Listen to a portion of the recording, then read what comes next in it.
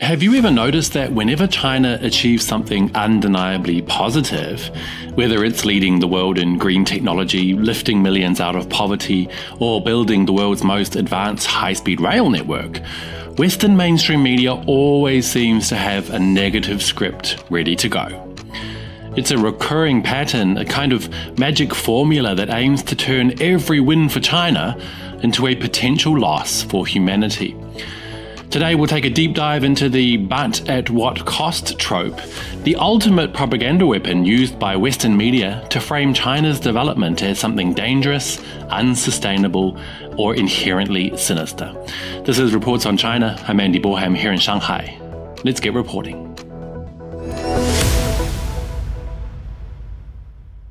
For years, observers and netizens have noted that Western media outlets, from the BBC to the New York Times, appear to follow a rigid template when reporting on China. The formula is simple: start with a positive development and immediately follow it with the phrase, "but at what cost?" And we see it everywhere. When Shenzhen transformed from a small fishing village into a global tech hub, the BBC didn't just report on the innovation, they titled their piece, "China is getting smarter, but at what cost?" This does more than just critique policy. It subtly demonizes rapid development and even carries an insulting implication regarding the intelligence of the Chinese people. When China's economy showed signs of stabilizing after the global pandemic, France 24 asked, "China's economy looks to be stabilizing, but at what cost?" When China brought jobs to Ethiopia, China brings jobs to Ethiopia, but at what cost?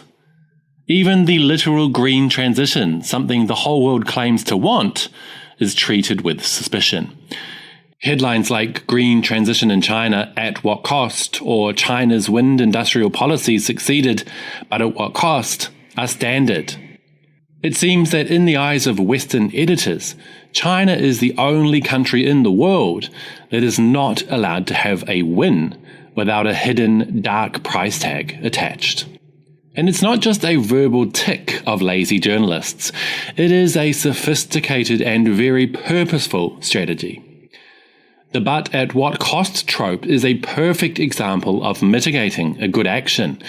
By starting with a positive clause and following it with a "but," the reporter acknowledges a fact, like successful poverty alleviation, only to immediately pivot to a negative narrative that characterizes the effort as costly or heavy-handed. And it's not the only trick Western media uses to distort the reality in their China coverage. Take the New York Times reporting on poverty alleviation. While acknowledging that over 50 million farmers were lifted from extreme poverty, they titled the story, "China's costly drive to erase extreme poverty." I've even seen Western media take issue with the phrase "lifted out of poverty." They prefer to say people worked their way above the line because lifting implies a successful government action, something the Western individualist ideology finds a little hard to stomach. The Guardian went as far as calling the phrase "lifted out of poverty" wrong and insulting. The most glaring evidence of Western media bias is the blatant double standard when identical situations are reported. In March 2020, the New York Times published 2 tweets within 20 minutes of each other. Regarding China's Wuhan lockdown, they wrote, "China's campaign has come at a great cost to people's livelihoods and personal liberties." 20 minutes later, regarding Italy's lockdown, they wrote, "Italy is sacrificing its economy in an effort to contain Europe's worst coronavirus outbreak." In the China story, the narrative is about a threat to freedom. In the Italy story, it's about a noble sacrifice. The New York Times even used the word "heavy-handed" to describe China's measures, a term that implies a ruthless regime maintaining rule through high-pressure tactics.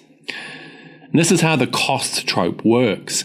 It's a tool to ensure that China is always viewed as the other or the enemy, regardless of the facts. Western media has also used visual strategies to unfairly cast China in a negative light. Netizens have pointed out the BBC filter, the practice of adding dark, gloomy color grading to footage of China to make even bright modern cities look oppressive.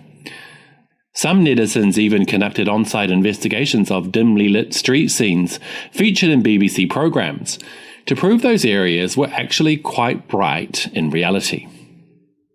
So why does this happen? Well, many point to funding. Recent reports have highlighted that organizations like USAID have historically provided millions in funding to media-related entities.